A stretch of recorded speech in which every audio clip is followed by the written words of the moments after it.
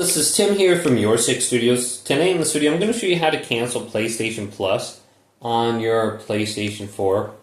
So we can just go back to the home screen and go up top and go to settings. Go to account management.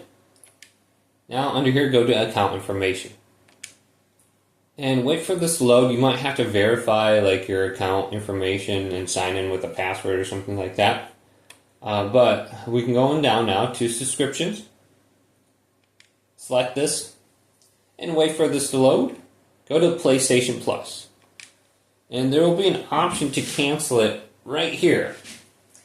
So you can see if you have like auto renew or something turned on, it says the next payment date is $79.99. This went up a lot. And this is just going to auto renew. So I can just go to cancel subscription right here.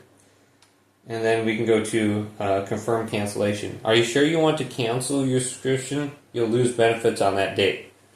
That's fine. We just go to cancel subscription. Choose the answer. Yes, but I want to renew manually. So auto renew is turned on if you're using a credit card. And I still have access to my PlayStation account and stuff. We just have to come in here and buy it again in the future. But hopefully this video did indeed help you out. Leave it a big thumbs up and subscribe to my channel down below.